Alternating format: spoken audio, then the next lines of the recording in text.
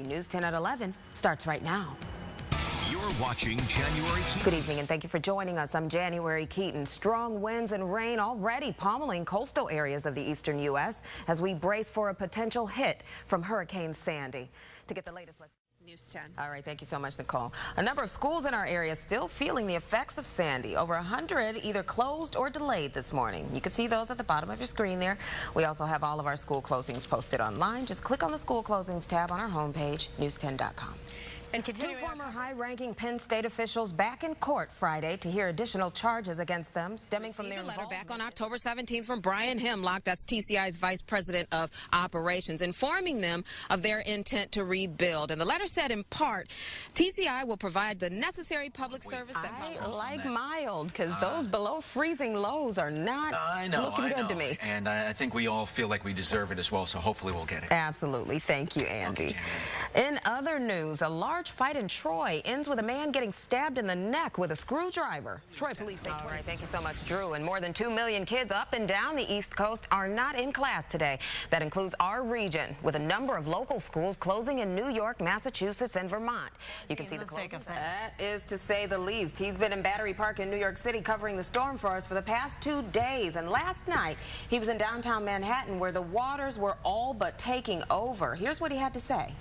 We're here in Lower Manhattan, where the unthinkable has happened. The race for the White House. Many predicted the race between President Obama and challenger Mitt Romney to go late into this morning. But in reality, the race went to President Obama about 11:15 last night, which is tracking Sandy continues as the hurricane works its way up the East Coast. People are doing some last-minute preparations.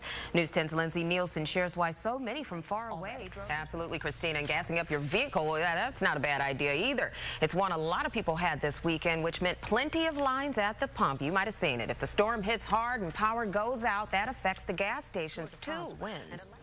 2 men in Utah lucky to be alive tonight after a train hit their utility truck head on. Check out this video. James Wood was shooting the video of the train on his cell phone when the unthinkable happened. And coming up in our next half hour, we'll have reaction from the Romney camp, including reaction from one of Romney's relatives who was at last night's gathering in Boston. We'll also speak to ABC's Taman Bradley, who's live in Boston this morning for insight on what airplane disasters don't happen often in the immediate capital region, but first responders want to make sure they're prepared just in case. This morning, emergency crews teamed up with Albany International Airport officials.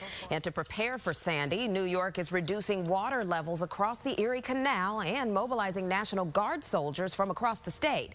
Governor Cuomo outlined. So put a little umbrella with your kids when they go trick-or-treating. Be a little prepared. All right.